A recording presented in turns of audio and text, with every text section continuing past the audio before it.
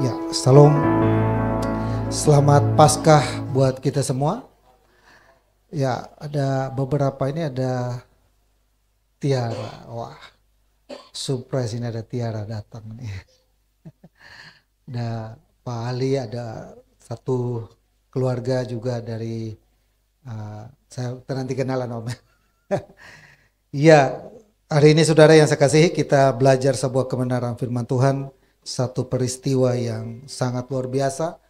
Kalau kita di Jakarta tidak terlalu euforia atau tidak terlalu dibuat biasa, tapi kalau kita di Timor itu dari Jumat Agung, dari hari Rabu, Kamis, Jumat, Sabtu itu kita meriah sampai Yesus pun diperagakan. Jalan orang pikul salib benaran saudara, bukan dibuat drama, sampai Yesusnya dipukul. Jangan kencang-kencang, sakit tahu. Karena ya mukul temannya itu dendam sama dia. Kenapa? Karena dia bilang saya jadi prajuritnya saja. Biar kau jadi Tuhannya, aku jadi prajuritnya. Dendam sama dia. Kau tempat nongkrong-nongkrong kan kau nakal-nakal sama saya ini. Sekarang kita main drama, lu bagian Tuhan Yesus, gua algojonya. Jadi pukul. Nah, pernah kejadian juga saudara di Filipina kalau nggak salah. Jadi Yesusnya saking gak kuat tahannya saudara. Jadi dia turun dari, lagi disalib dia gak kuat, dia turun, dia pukul itu orang yang pukul dia. Nah, hal seperti itu saudara kadang-kala kalau di Spanyol pernah kejadian itu juga sama. Dia pegang salibnya dikejar orang yang mukul dia. Karena dia kesal, dia bilang sakit ini dia bilang. Kita manusia yang memperagakan itu saja merasanya berat. Gak mampu. Bahkan pemain film yang memperagakan Mel Gibson yang memperagakan The Passion itu sekarang masuknya bagian yang kedua itu saya lihat trialnya wah keren juga. Itu pun dia bilang begini. Padahal waktu dipukul itu mereka pakai alat untuk supaya dicambuk begitu, ada kail yang dikail begitu, tarik kulitnya angkat itu ada alat. Tapi dia bilang begini, itu sakitnya luar biasa. Pada dia badan yang gak kena, tapi dia kena dari kulit buatan itu saja, dibilang rasanya sakit luar biasa. Kalau kita perhatikan peristiwa sebelum Yesus mati di Golgota, orang yang tadinya pegang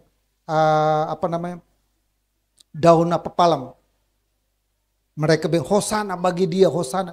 Puji Tuhan, terpujilah engkau raja di atas segala raja. Tapi ketika Yesus tangkap, lalu bilang, kamu pengikutnya? Bukan. Ketika Yesus ditangkap, bahkan dia muridnya ini, orang yang kita tangkap ini, Petrus menyangkal. Semua murid-muridnya lari meninggalkan dia. Semua orang yang tadinya memuji Tuhan, lari meninggalkan. Tinggal dia seorang diri. Tapi ada satu orang yang membantu dia, yang memikul salib harus sampai di Golgota. Peristiwa itu kalau kita perhatikan di dalam kisah Alkitab, itu sesuatu yang sangat buat saya miris rasanya. Seorang yang terkenal, seorang yang luar biasa, tiba-tiba harus diludahi, ditonjok, apalagi ditendang, ada yang mengkhianati dia. Bapak Ibu tahu nggak? Kan sebenarnya saudara ada satu orang, saya kemarin dengar, ada satu orang dia bertobat terima Tuhan Yesus gara-gara kejadian Yudas. Dia bisa bertobat terima Tuhan gara-gara dia dengar kisah cerita tentang Yudas. Bapak Ibu tahu Yudas siapa Yudas? Yudas Iskariot ya, ada Alkitab juga ada nama Yudas. Tapi ini kisah Yudas Iskariot. Dia bertobat gara-gara dengar cerita tentang Yudas Iskariot. Kalau kita bertobat karena dengar kisah Rasul Paulus kan keren juga ya. Kita bertobat karena dengar kisah tentang Yohanes juga keren. Kita bertobat karena dengar kisah tentang Tuhan Yesus itu keren. Dia bertobat terima Tuhan gara-gara apa? Kisah Yudas Iskariot. Siapa Yudas Iskariot? Siapa saudara? Yang menjual Tuhan Yesus. Tapi dia bilang gini, waktu dia habis menjual Tuhan Yesus, ternyata dia tidak tahu di belakang kesepakatan mereka dengan para imam-imam itu. Dia tidak tahu. Ternyata begini maksudnya. Begini maksudnya artinya apa? Ketika dia habis jual Tuhan Yesus, lalu Yesus disiksa, dianiaya sedemikian rupa, dia merasa menyesal. Dia merasa sangat menyesal bahwa dia menjual Tuhan Yesus. Lalu dia datang kepada imam-imam. Lalu bilang begini, saya menyesal dan saya mengembalikan uang ini. Supaya tujuannya, supaya apa yang kalian lakukan terhadap Yesus itu jangan kalian lakukan. Tapi jawaban daripada imam-imam itu bilang apa? Apa urusannya kami dengan urusan itu? Itu urusanmu sendiri. Itu urusan. Orang ini bertobat, dia bilang gini, waktu dia menjadi seperti Yudas, kita kadang pun mengkhianati Tuhan. Kita meninggalkan Tuhan. Tapi kita datang kepada orang yang kita anggap sebagai imam, sebagai orang rohani, sebagai orang yang pintar tentang Alkitab dan lain sebagainya. Tapi mereka pun menutup pintu itu buat Yudas. Mereka menutup pintu itu buat Yudas. Jadi Yudas bukan karena membunuh diri, bukan karena dia tidak mau bertobat. Dia mau bertobat. Tapi imam-imam itu menutup pintunya buat dia. Dari situ dia bilang gitu, saya ini seorang pendosa. Tapi saya mau bertobat. Jadi gitu saudara. Jadi kita harus datang kepada orang yang gembala kita, orang yang kita junjung tinggikan, tapi ternyata dia pun menolak itu. Dia bermufakat dan dia mau menyiksa Yesus. Jadi bukan berarti tidak ada kesempatan untuk Yudas bertobat. Tapi karena dia membunuh dirinya. Ya, dia membunuh diri. Dia putus asa, dia hilang harapan. Dia menyesal. Tapi penyesalannya itu tidak ditanggapi dengan baik. Sama dalam kehidupan kita pun kayak gitu ya. Kita mungkin menyesal karena kita pernah meninggalkan Tuhan. Kita menyesal dan kita pernah melupakan Tuhan. Tapi ketika kita datang kepada gereja, yang ada di gereja, semua orang menghakimi kita. Ya kan? Semua orang jadi rasa seolah-olah dia paling benar, suci dan menghakimi kita. Dan berkata, kamu tidak layak dan lain sebagainya. Tapi ingat baik-baik, catat di Alkitab. Yesus itu membenci dosa, tapi dia tidak membenci pendosa. Dosanya harus dibenci. Dosanya punya akibat. Adam dan Hawa jatuh dalam dosa, Tuhan benci kepada dosa. Dosanya mengalami penghukuman, mereka harus keluar. Akibat daripada dosa mereka menanggungnya. Tapi Tuhan tidak pernah membenci pembuat dosanya, pendosanya. Kita ini, kalau seandainya dia benci kita saudara, dia nggak usah datang dan mati. Dan hari ini tidak terjadi Paskah. Maka kita tetap tidak punya kesempatan untuk bertobat. Amin. Nah, satu peristiwa yang terjadi hari ini yang kita peringati adalah tentang kebangkitan Tuhan Yesus. Saya mulai dengan satu kisah saudara. Ada satu keluarga pergi tur ke Israel. Ada suami istri dan juga ikut dengan mertua. Mertua ikut. Garis bawahi mertua ya. Mertua ikut. Di sini nggak ada mertua yang itu ya. Maksudnya tidak ada dan cerita ini ada mertua yang di sana nih. Mertua ikut. Pergi ke Israel. Mereka momen Paskah jadi mereka pergi ke Israel. Mereka mengikuti lain sebagainya. Sampai di sana saudara. Satu ketika mertuanya sakit, dilarikan masuk ke rumah sakit di sana. Dan akhirnya mertuanya meninggal. Nah, kita kan belum pernah ke sana ya, ini kan cerita ada yang udah ke sana. Nanti kau ke sana ajak-ajak. Jadi mertuanya meninggal. Jadi hubungi tour guide dan hubungi panitia supaya bagaimana ini urusannya. Jadi dihubungi dan urus selesai. Lalu keluar, tour guide bilang begini, Bapak ini kalau mau kirim pulang itu biayanya itu $5.000.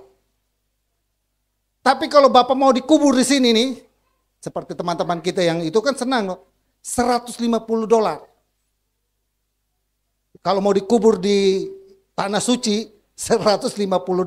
Tapi kalau Bapak mau bawa pulang ke Indonesia, biaya pengiriman sampai di Indonesia itu $5.000.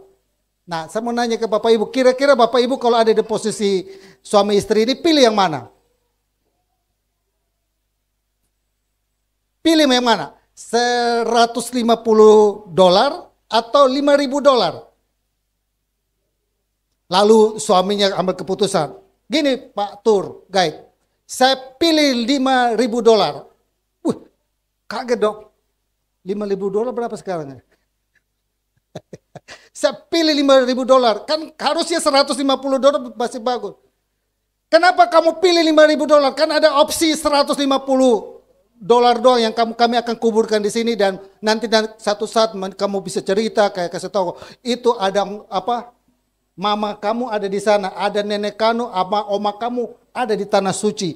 Kan enak kan kita pergi ziarah ke sana kan, ziarah ke tanah suci kan enak kan. Tapi kenapa kamu pilih 5.000? Suaminya bilang gini, Pak Tur, ini bukan masalah 5.000 atau 150.000, tapi pernah 2.000 tahun yang lalu ada orang yang mati di sini dan dibangkitkan. Saya takutnya mertua saya kubur sini nanti dia bangkit lagi.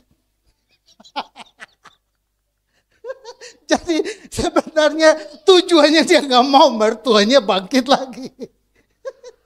Jadi intinya di situ, nggak apa-apa gue ongkos banyak-banyak 5.000, tapi mertua gue jangan bangkit lagi. Amin.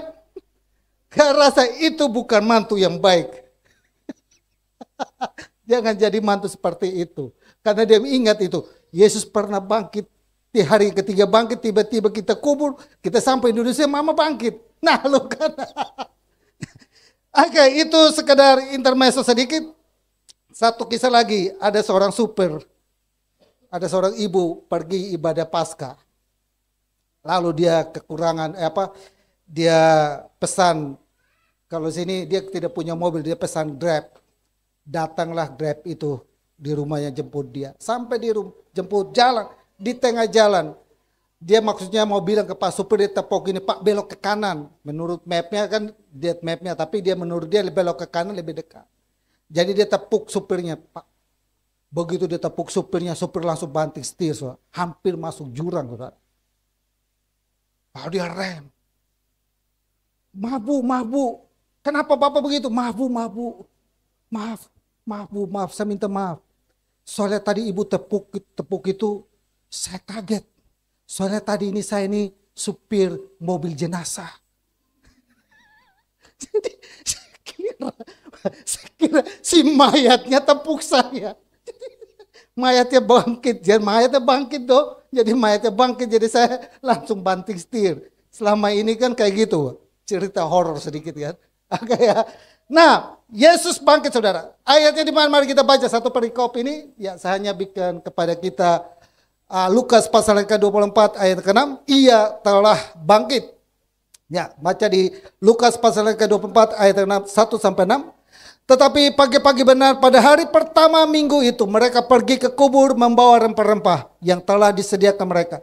Mereka mendapati batu sudah terguling dari kubur itu, dan setelah masuk mereka tidak menemukan mayat Tuhan Yesus. Sementara mereka berdiri termangu-mangu. Karena hal itu tiba-tiba ada dua orang berdiri dekat mereka memakai pakaian yang berkilo-kilo. Berikut. Mereka sangat ketakutan dan menundukkan kepala. Tetapi kedua orang itu berkata kepada mereka, mengapa kamu mencari dia yang hidup di antara orang mati? Ia tidak ada di sini, ia telah bangkit. Ingatlah apa yang dikatakannya kepada kamu ketika ia masih di Galilea. Oke, sampai situ ada lagi? Ya, jadi sampai situ. Ia tidak ada di sini, tapi ia telah bangkit. Kalau kita baca kisah ini, satu peristiwa ini adalah ibu-ibu. Ini urusan dengan Paskah itu sebenarnya urusan dengan ibu-ibu. Jadi kita ada telur, ada ini ibu-ibu yang bikin. Kita bapak siap nikmati.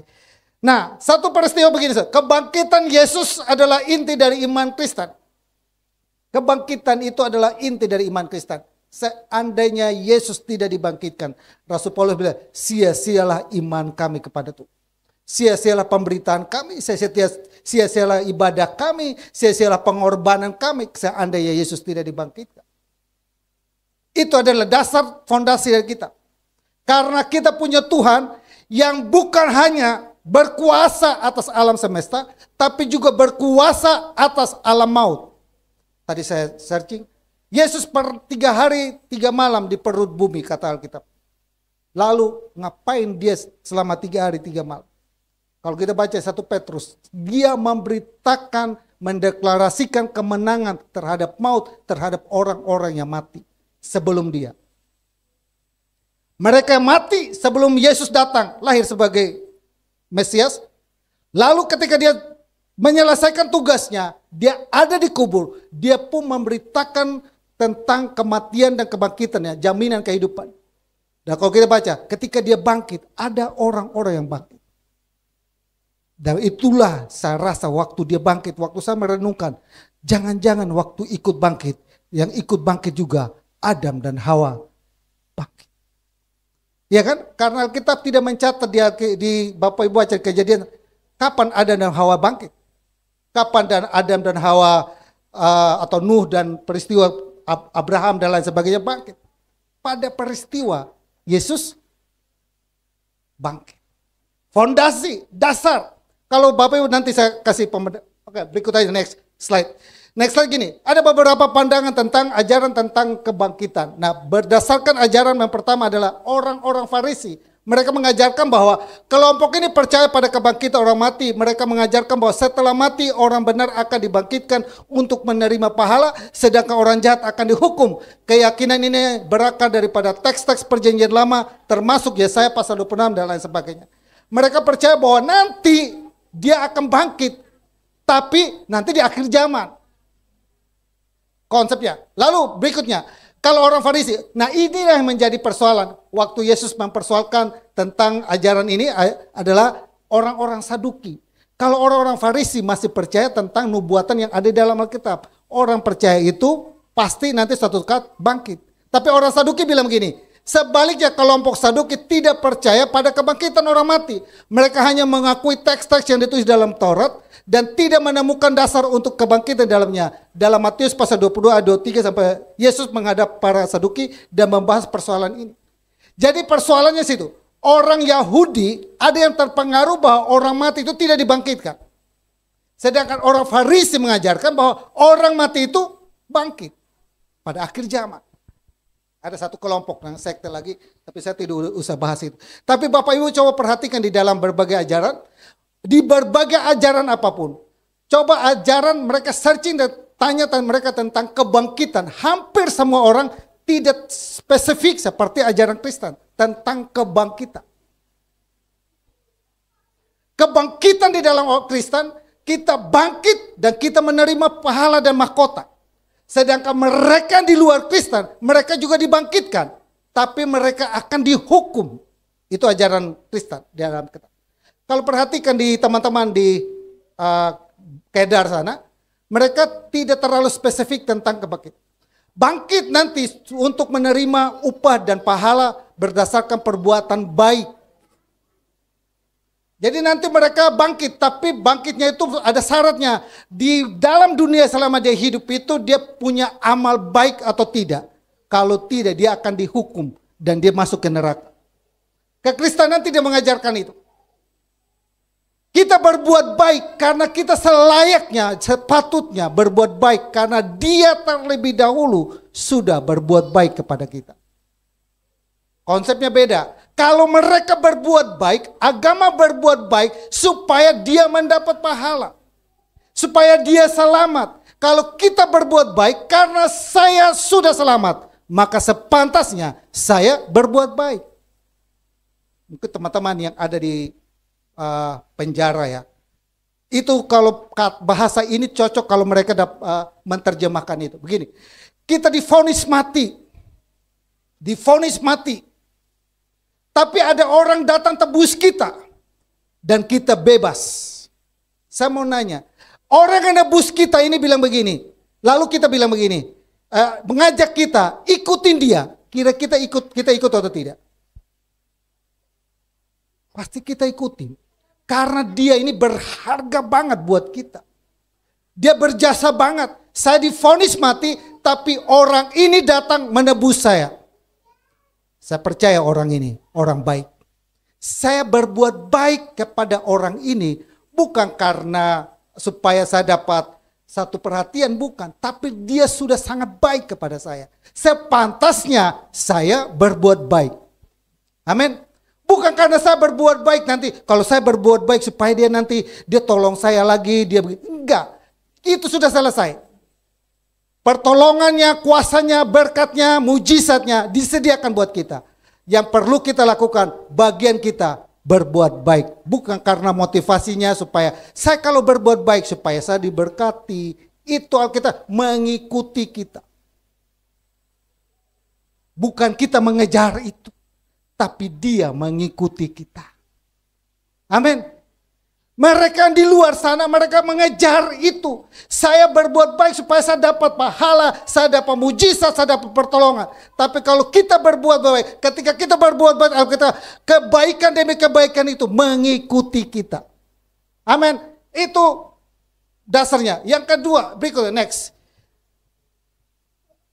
Bisa? Oke, ini kita lewatin. Berikutnya adalah saya mau ke garis bawahi tentang ini karena kita waktunya tinggal berapa. Next lagi. Ya ini. Ajaran Tuhan Yesus tentang kebangkitan. Nah hari ini kita belajar. Apa kata Tuhan Yesus tentang kebangkitan itu? Nah, ajaran pertama adalah kebangkitan sebagai jaminan hidup kekal. Kebangkitan itu sebagai suatu jaminan. Maka saya tadi pendahuluan, dasar hidup kekal. Hidup kekal. Yesus menegaskan bahwa percaya kepadanya adalah kunci untuk mendapatkan hidup yang kekal. Bahkan setelah kematian dalam Injil Yohanes ia berkata, kata Yesus kepadanya, akulah kebangkitan dan hidup. Barang siapa percayaku, ia akan hidup walaupun ia sudah mati. Luar biasa saudara. Kau baca Alkitab. Orang ini di dalam pemikiran orang di luar sana, dia mati ya mati. Tapi orang Kristen Yesus bilang gini, kalau kita ada dalam Tuhan Yesus, sekalipun dia mati, dia hidup. Buat kita yang hidup bilang apa? Buat yang dan setiap orang yang hidup dan percaya kepadaku, ia tidak akan mati selama-lamanya. Kita yang hidup tidak akan mati selama-lamanya. Yang mati saja hidup, apa yang lagi yang hidup? Jadi Alkitab bilangnya, hidupku ini baik mati atau apa hidup? Aku hidup untuk Kristus.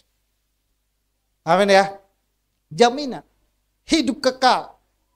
Jadi sedikit garis bawah berikan pandangan. Jadi gini, kita lahir, lalu kita dewasa dan kita mati. Setelah kita mati, di ajaran lain selesai, ini barang, selesai, ya kan? Tapi di ajaran Kristen kita mati di sini, tapi kita nanti akan bangkit lagi. Nah, kebangkitan kita mati di sini, kita bangkit. Kebangkitan kita adalah pada kebangkitan pertama, waktu kita dibangkitkan, mereka yang di luar Tuhan itu tidak dibangkitkan. Kalau baca di kitab Wahyu ya, mereka yang ada dalam Tuhan pertama kali dibangkitkan. Mereka yang di luar Tuhan belum dibangkitkan. Kapan mereka dibangkitkan? Waktu penghakiman. Mereka dibangkit, kita dibangkitkan, berjumpa dengan Tuhan, lalu kita datang turun dengan Tuhan, ada di muka bumi ini selama memerintah selama 1000 tahun. Setelah 1000 tahun itu baru muncul mereka yang akan dibangkitkan lagi. Tapi mereka dibangkitkan itu untuk mendapat penghukuman. Sedangkan kita sudah mendapatkan kehidupan yang kekal. Amin ya. Maka jaminan. Yang kedua saudaraku yang saya kasih, ajaran Tuhan Yesus tentang kebangkitannya sebagai tanda kemenangan atas kematian. Ajaran Tuhan Yesus tentang kebangkitan adalah kebangkitannya sebagai tanda kemenangan atas kematian. Kebangkitan Yesus dari kematian adalah bukti bahwa ia memiliki kuasa atas maut. Dia punya kuasa. Bapak Ibu mungkin searching aja, tanya aja, buka Alkitab yang lain, ajaran yang lain tentang ajaran tentang kebangkitan di dalam iman Kristen. Itu sangat berbeda. Ada yang mengajarkan bahwa nanti kalau dia bangkit, tapi dia akan menyerupai melewati supaya jadi nanti dia berubah jadi sifatnya begini-begini, tapi dia menyerupai binatang, dia menyerupai monyet ya, sunggokong. Nah itu karena akibat dari dia menjelma. Itu ajarannya hanya cerita-cerita tahayul. Tapi kalau Alkitab itu jelas. Karena yang mengajarkan itu, yang mendidik kita itu adalah satu orang yang pernah datang ke dalam dunia, dicatatkan di Alkitab. Itu bukan cerita fiktif atau cerita dongeng. Dan orang itu dicatat di Alkitab, setelah dia mati dia bangkit. Saya lihat kemarin yang astronot naik ke atas itu ya. Mereka naik ke atas itu saja saudara. 11 menit di atas. Kalau lewat dari situ habis oksigen mati. Ini orang disaksikan murid-muridnya naik ke atas nggak pakai alat. Itu kira-kira manusia biasa atau manusia yang luar biasa? Dari situ kita udah bisa buka pikiran kita. Itu bukan orang biasa. Itu bukan manusia biasa. Elon Musk puluhan triliun menyiapkan alat untuk tembus ke awan-awan sana. Bahkan ada satu pekerjaan yang disiapkan oleh perusahaan SpaceX, dia bilang gini. Dia menyediakan 50.000 US dollar atau sekitar 50.000 miliar rupiah dirupiahkan untuk siapa yang bisa membersihkan pesawat SpaceX yang pulang dari angkasa. Kotornya luar biasa. Pergi dengan mulut, pulangnya itu kotornya luar biasa. Dan alat untuk membersihkannya gak gampang. Gak pakai sabun colek gitu gosok. Enggak saudara. Sampai sekarang mereka melakukan penelitian untuk bagaimana supaya dibersihkan. Karena di luar sana luar biasa. Tapi ada satu orang yang naik ke sana tanpa alat.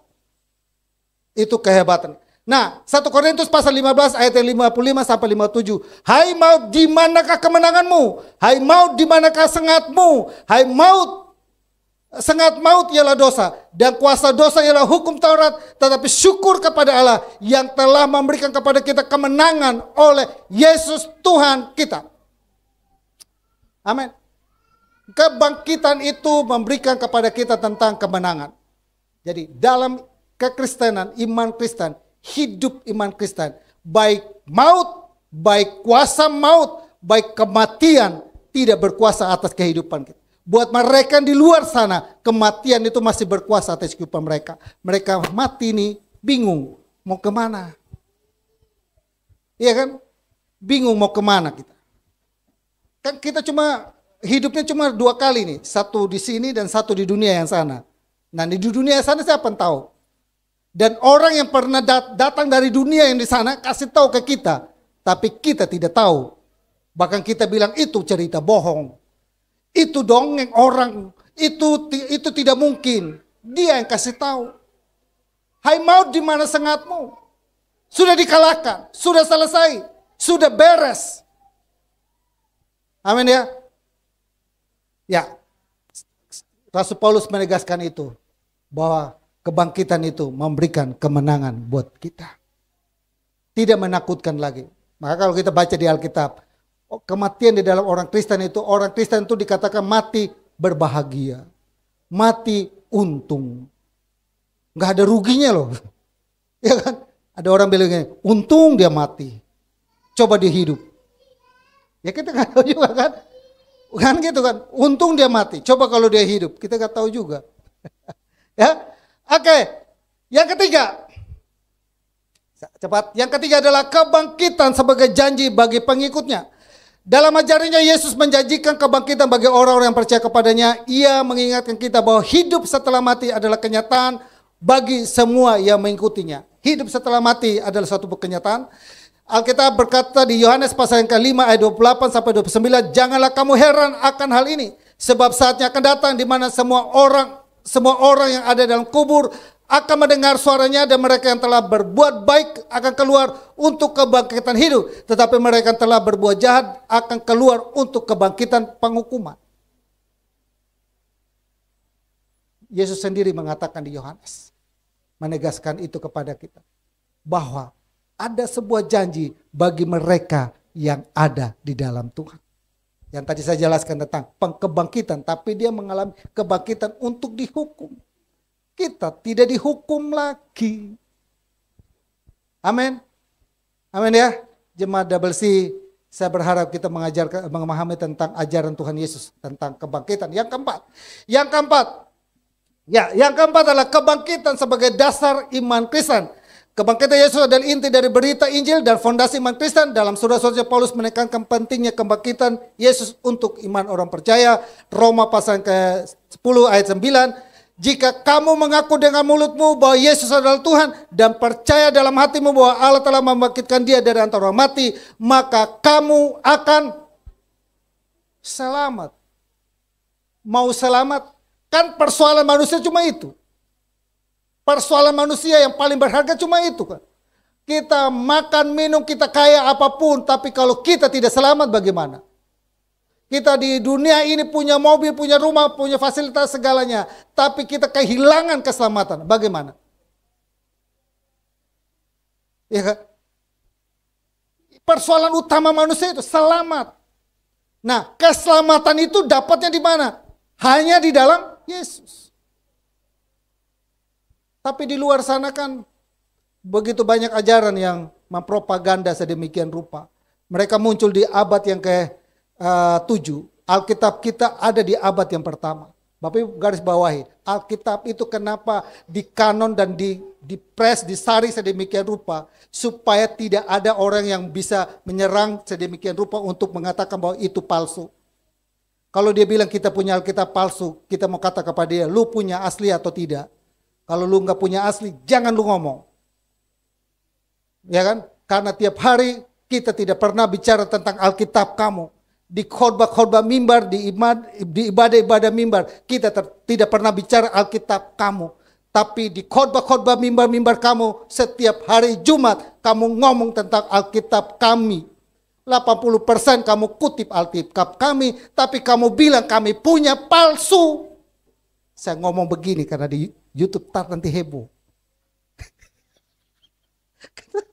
Saya suka ngomong begini, saya kasih di YouTube heboh-heboh. Saya bilang, lu login dulu ke saya baru saya jelasin ke dulu. Lu nanya-nanya situ dulu, ribut-ribut situ. Lu masuk dulu baru saya jelasin. Karena Alkitab bilang begini, kalau Tuhan tidak buka hatinya, kita mau injili dia seperti apapun, kita mau doakan dia seperti apapun, dia tetap tertutup. Kurang apa Tuhan mengadakan mujizat terhadap Firaun? Ya kan? Ular bisa tongkat bisa berubah jadi ular. Apalagi? Belalang belalang pelahap. Dikirim. Kurang apa lagi mujizat? Tapi namanya Firaun hatinya keras. Belum dibuka ya itu. Sampai anak sulungnya mati pun masih keras. Dia lepas mereka pergi, tapi habis itu, oh ya udah, lihat mereka pergi, dikejar lagi. Kayak gitu. Kalau Tuhan tidak buka ya kita susah. Anugerah Tuhan, kita bisa terima Tuhan. Anugerah Tuhan juga kita bisa ibadah hari ini. Yang keempat. Yang kelima, yang terakhir adalah gini. Kebangkitan, ya ajaran Tuhan Yesus tentang kebangkitan adalah kebangkitan dan hidup baru. lewat kebangkitan kita punya hidup yang baru. Gini, ajaran Yesus juga mendorong kita untuk hidup dalam realitas kebangkitan saat ini. Dia mengajarkan bahwa kehidupan baru dimulai sekarang bagi mereka yang percaya kepadanya. Galatia pasal 2 ayat 20, aku telah disalibkan dengan Kristus, tetapi aku hidup. Tapi bukan lagi aku sendiri yang hidup, melainkan Kristus yang hidup di dalam aku. Amin ya. Bukan aku lagi yang hidup, tapi Kristus yang hidup di dalam aku. Suami istri ribut. Ya kan? Lu. Suaminya bilang, kamu sedang maki-maki Tuhan lo. Kenapa? Karena di dalam Galatia, mulai Kristus yang hidup di dalam aku. Jadi kamu sedang maki-maki Tuhan. Karena yang ada di sini bukan lagi Kem, tapi yang ada di sini adalah Kristus. Ya dong? Kalau suami istri kan kita ngerti itu kan. Kamu sedang memarahi Tuhan ini Tuhan lagi ada di dalam sini nih. Dia lihat lu punya kata-kata nih. Lu makin-makin dilihat nih. Amin ya. Kita harus hidup baru. Amin. Karakternya harus berubah. Kenapa karakter harus berubah? Tadinya maki-maki orang. Lebih baik jadi mantan preman daripada mantan pendeta. Lebih baik jadi kayak gitu kan, mantan preman jadi pendeta daripada mantan pendeta jadi preman. Nah lu. Ya kan? Itu bahasanya lebih bagus ya, enaknya dengar ya, daripada bilang gitu. Kenal mantan pendeta, kan sesama penjahat. Kenal ke mantan pendeta. Wih. Ya kan? Lebih baik kayak gitu saudara. Tapi banyak orang juga jadi seperti Yudas. Memakai nama Tuhan Yesus, menjual ke nama Tuhan Yesus.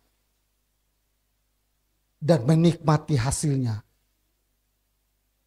Itu banyak kan pendeta-pendeta. Sebagai saudara, saya gereja ini, saya sama istri, kita berusaha sedemikian rupa. Supaya kita tidak jadi seperti itu. Kenapa Alkitab bilang begini? Bukan setiap orang yang berseru-seru kepadaku Tuhan, Tuhan lalu masuk kerajaan surga. Lalu ada orang bilang, Tuhan saya mengadakan mujizat demi namamu. Tuhan saya KKR ke sana kemari dan saya menyembuhkan orang demi namamu. Tapi nyala engkau, aku tidak kenal engkau. Gawat gak? Gawat. Kenapa? Karena saya menjual nama Tuhan dan saya menikmati hasilnya. Sedangkan Yudas menjual nama Tuhan dan menyesal dan bunuh diri. Kita pendeta pun harus koreksi diri kita. Ya kan? Kadang-kadang kita jadi pendeta, sudah jadi pendeta nih, kadang-kadang kita kayak malaikat. Kadang-kadang kita kayak malaikat. Jadi sudah jadi hakim atas orang lain. Saya sensitif dengan hakim menghakimi. Maka saya selalu bahasa saya pergunakan, lebih baik kita nggak usah menghakimi orang. Ya kan? Kita nggak usah jadi hakim. Karena cuma hanya dua yang menjadi haknya Tuhan.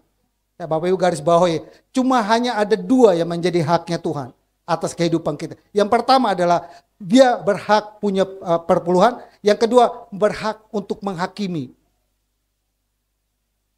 Cuma ada dua di dalam kitab. Haknya Tuhan itu cuma dua. Perpuluhan dan juga penghakiman. Kita tidak punya hak. Pendeta tidak punya hak mengejas atau menghakimi orang. Menasihati iya, tapi menghakimi tidak. Amin ya.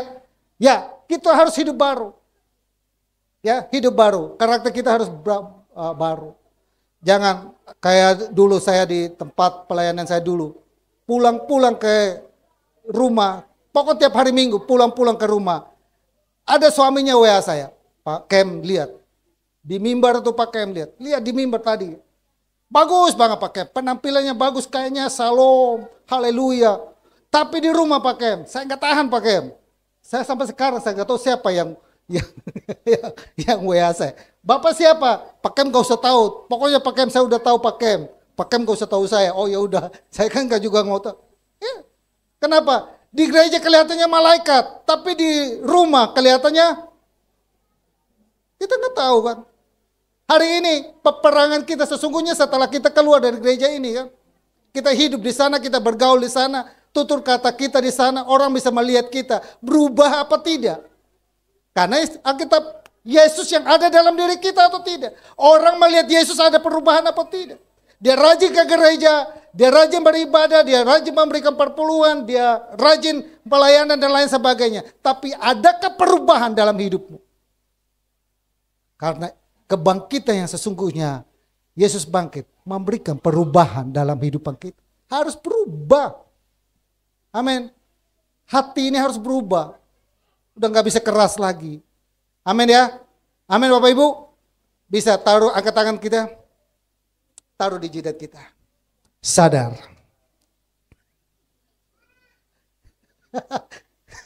Sadar kita ya. Sadar rame-rame. Bukan Bapak Ibu doang sadar. Pak Pendeta pun sadar. Ya kan? Sadar kita sama-sama. Bapak Ibu, saya sama istri, adik ipar saya, dia bisa ikut saya. Itu gak gampang. Itu gak gampang. Dia ikut ibadah di gereja, ikut pelayanan di gereja. Itu saya rasa gak gampang. Dia yang mereka yang tahu tentang kelakuan kita. Orang lain kan lihat kan, Pak Pendeta kan keren, ngomong di mimbar apa segala. Tapi orang dalam yang tahu. Kalau mereka sampai bisa ikut kita, itu berarti mereka melihat ada satu perubahan. Gak gampang saya 5 tahun pertama sama istri. Pada status sebagai pendeta. Gak gampang. Karena mata belok sama mata sipit. Dipaksa jadi belok gak bisa. Dipaksa jadi sipit kan gak bisa. Iya kan? Jadi ribut. Tapi setiap dalam kelas pranikah sampai 5 tahun pertama kalau kalian bisa lewati, rumah tanggamu setelah itu menjadi baik. Saya pikir itu adalah penelitian orang yang hanya meneliti saja. Ternyata enggak. Itu saya buktikan. 5 tahun pertama benar. Saya rasanya berat banget. Kenapa? Tiap hari istri bilang begini, cerai, cerai. Gue bingung. Di kota Kupang gak pernah lihat ada orang cerai. Tapi kenapa saya nikah, kok bila tiap hari bilang cerai, cerai.